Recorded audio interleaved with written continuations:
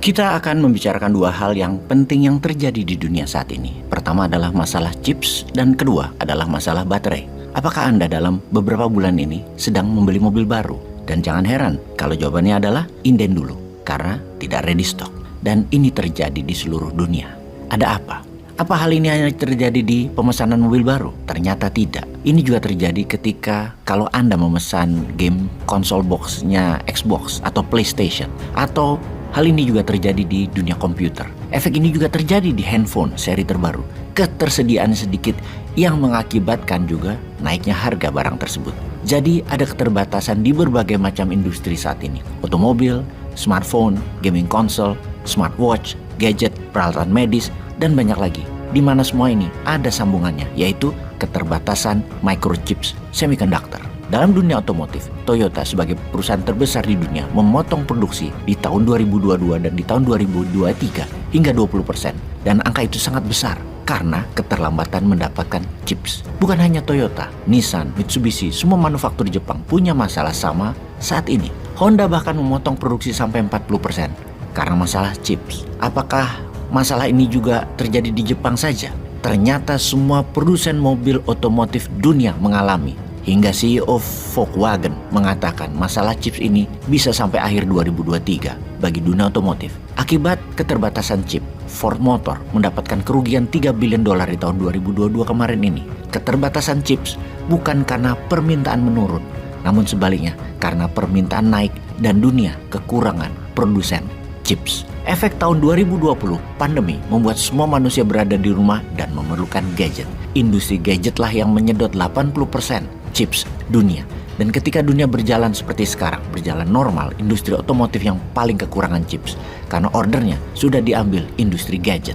Selain itu, hanya 5 negara ini saja yang menghasilkan 95% chips dunia, yaitu Tiongkok, Taiwan, Amerika, Jepang, dan Korea Selatan. Kalau ditajamkan lagi, Taiwan menghasilkan 50%-nya chips dunia. Kalau nanti Tiongkok ambil Taiwan, maka 70% microchip semiconductor berada di bawah mereka.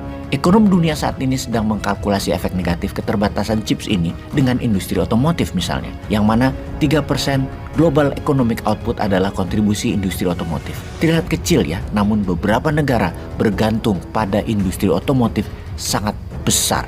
Misalnya negara Ceko bergantung pada dunia otomotif karena GDP-nya 90% didapat dari dunia otomotif. Negara Slovakia GDP-nya 13% bergantung pada dunia otomotif, di mana 40% ekspor mereka adalah part dari otomotif. India 7% GDP nasionalnya dari dunia otomotif dan mengcover 30 juta tenaga kerja. Ngeri sekali. Industri otomotif itu yang sangat bergantung pada chips. Inilah mengapa Indonesia sebagai penghasil bahan baku chips seperti koper atau tembaga, aluminium, dan mineral lainnya harusnya ambil peran. Beri insentif untuk perusahaan pembuat microchips agar Indonesia menjadi bagian penting dunia dalam kendali teknologi juga. Insentif bebas pajak misalnya, insentif permodalan, insentif perizinan, dan lain sebagainya. Demi membuat Indonesia menjadi kurang lebih lah mendapatkan 20% industri chips dunia. Amerika memberi insentif tahun 2023 sejumlah $50 billion.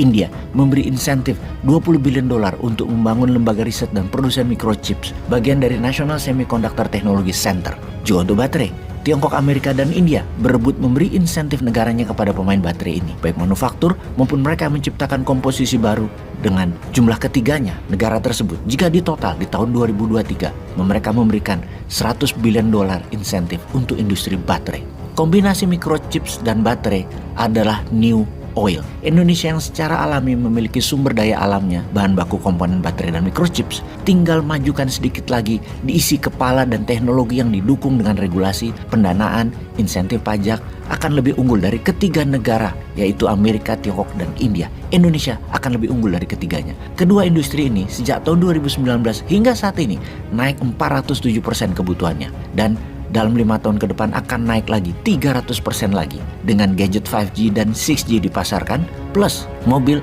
dan motor listrik. Ngomong-ngomong soal baterai, kita ke baterai sekarang. Nikel mau dijadikan baterai adalah pemahaman umum yang saat ini didengungkan di negara kita yang tercinta ini.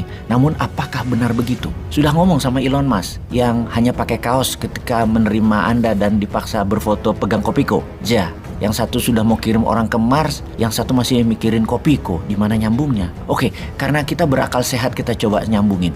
Pakai jas dengan kaos, ngomong Mars dan Kopiko. Oh, paham. Nyambung sekarang di mana? Kira-kira yang dipikirin adalah Mars itu coklat bar. Coklat merek Mars. Walah, sampai di perut doang mikirnya. Oke, kita paham sekarang. Kita lanjut. Pemakaian baterai mobil ini saat ini terbanyak adalah unsur nikelnya. Namun baterai mobilnya berat dan mulai digeser ke komposisi lain. Nikel, lithium, kobalt selama ini digunakan menghadapi dua masalah besar. Pertama, harga nikel yang terus naik. Kedua, kobaltnya bermasalah karena membunuh 2000 anak usia 6-12 tahun per tahunnya di Kongo untuk mengambil kobalt di kedalaman 10 meter lubang kecil yang tak cukup oksigen itu. Maka baterai nikel lithium kobalt dikatakan sebagai baterai berdarah atau blood battery. Aktivis lingkungan tidak mendukung mobil EV atau electronic vehicle energi terbarukan tersebut yang berbasis kobalt sebagai solusi lingkungan. Ini dianggap bullshit. Yang berikutnya, tidak ada hubungannya dengan lingkungan namun terhadap profit. Pebisnis harus taat pada profit.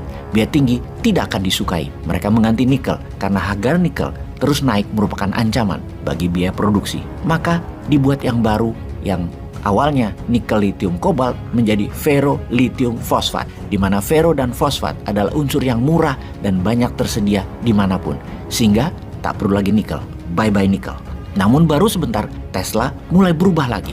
Tesla melakukan game changing lagi, ganti pakai manganis, lebih murah lagi, lebih banyak lagi, dan lebih ringan. Lalu di Halmahera, bagaimana dong tambang nikelnya?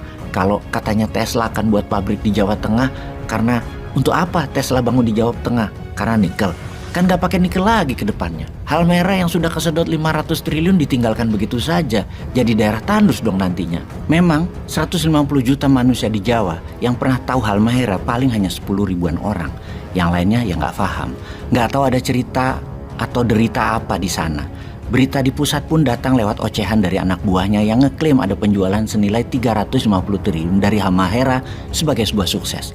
Padahal rakyat setempat bertanya, mana uangnya buat rakyat Halmaheranya? Bagi rakyat setempat sama aja keadaan ekonomi mereka.